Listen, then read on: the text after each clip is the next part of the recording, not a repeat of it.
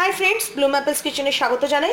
आज के आमी करते चलेछि बाहारी पनीर। बाहारी पनीर करार जोन्नो एखाने आमी पनीरगुलोके भालोभाबे केटे भेजे तुले रेखेछि।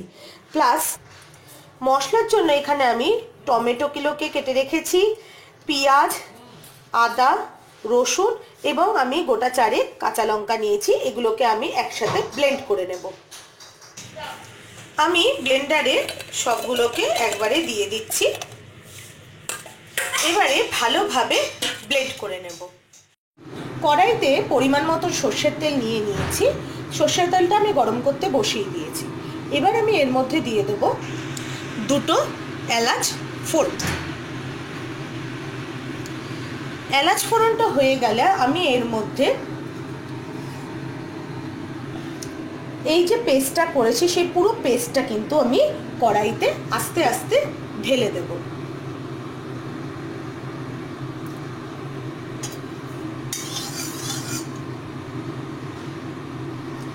ফোড়ন হয়ে গেছে। এবার আমি আস্তে আস্তে পুরো মশলাটাকে ঢেলে দেব।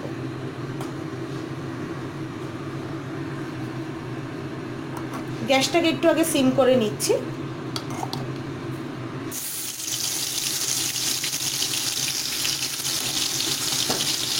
পুরো মশলাটাকে আমি কিন্তু দিয়ে দিচ্ছি। মশলাটা আমি পুরো দিয়ে দিয়েছি। এবারে ভালোভাবে মশলাটাকে একটু কষিয়ে নেব।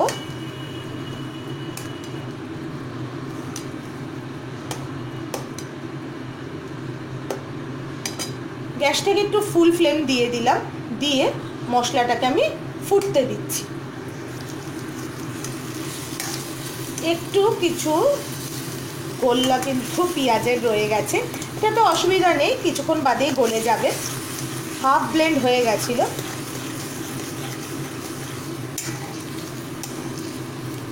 মশলাটাকে ভালোভাবে একটু কষিয়ে নিচ্ছি।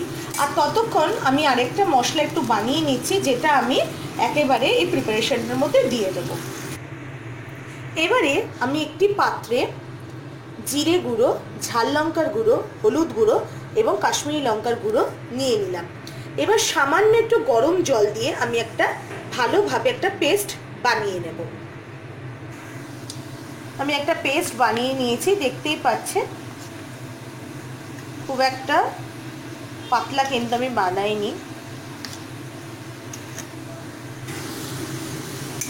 গ্যাসে কিন্তু মশলাটা কষছে, ভালোভাবে কষবে। ততক্ষণ অবধি কষাবো যতক্ষণ না তেল ছাড়ছে।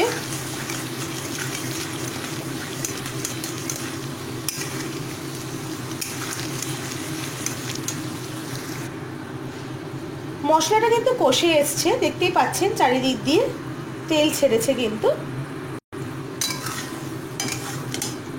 এবার আমি এর মধ্যে দিয়ে দেব যে আমি পেস্টটা বানিয়ে রেখেছি সেই পেস্ট।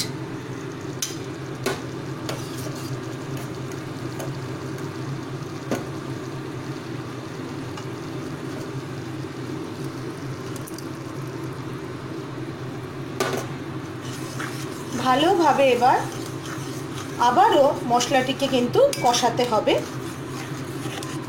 দেখতেই পাচ্ছেন খুব সুন্দর কালার চলে এসছে। এবার আমি যে বাটিতে পেস্ট করেছিলাম এই বাটিতে সামান্য জল নিয়ে এই প্রিপারেশনটা দিয়ে দেব। গ্যাস কিন্তু সিম করাই আছে, দেখতে পাচ্ছেন কি সুন্দর মশলা কিন্তু ফুটছে। এবার আমি জলটুকু এখানে অ্যাড করে দিলাম।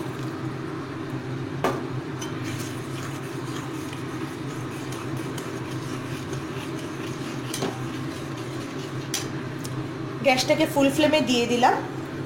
এবার ভালোভাবে মশলাটাকে আবারও কষাবো।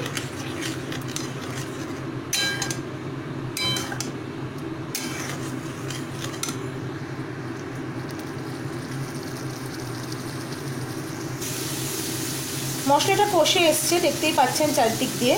এবার আমি এর মধ্যে দিয়ে দেবো পরিমাণ মতো চিনি এবং স্বাদ মতো নুন। মশলাটাকে আবার একটু কষিয়ে নিচ্ছি।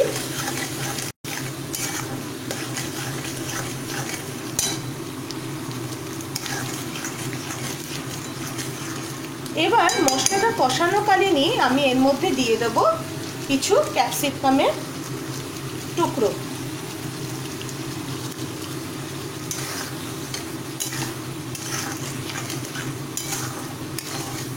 অবশ্যই কিন্তু এখনই কষানোর সময় নুন মিষ্টিটা একবার চেক করে নেবেন। এবারে গ্যাসটাকে সিম করে ক্যাপসিকামগুলোকে একটু সিদ্ধ হতে দেব। এবারে আমি পনিরের টুকরোগুলোকে এর মধ্যে অ্যাড করে দেব।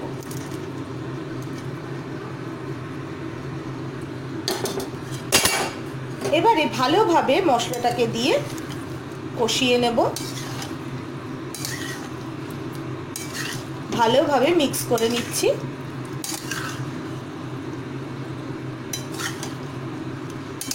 দারুণ একটা স্মেল বেরিয়েছে।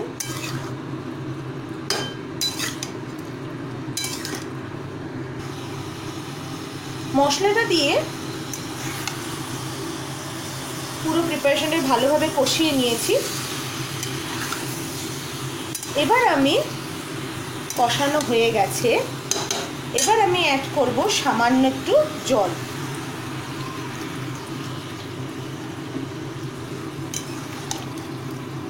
ভালোভাবে আবারও মাখিয়ে দিচ্ছি, দিয়ে এবার আমি ঢাকনা দিয়ে দেব।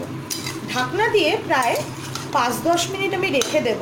গ্যাসটা কিন্তু আমার সিম করাই থাকবে, কারণ যাতে পনিরের ভেতরে পুরো ঝোলটা টেনে নেয় এবং প্রিপারেশনটা কিন্তু একদম মাখা মাখা হয়ে যাবে। এবার আমি গ্যাসটা সিম করে আমি ঢাকনা দিয়ে দিচ্ছি।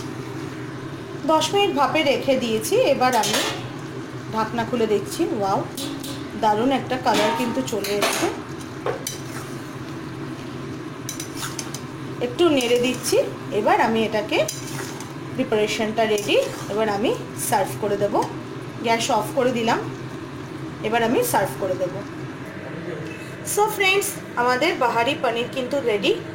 তো আপনাদের যদি এই রেসিপিটি ভালো লেগে থাকে তাহলে লাইক করবেন, শেয়ার করবেন এবং সাবস্ক্রাইব করবেন এই চ্যানেলটিকে।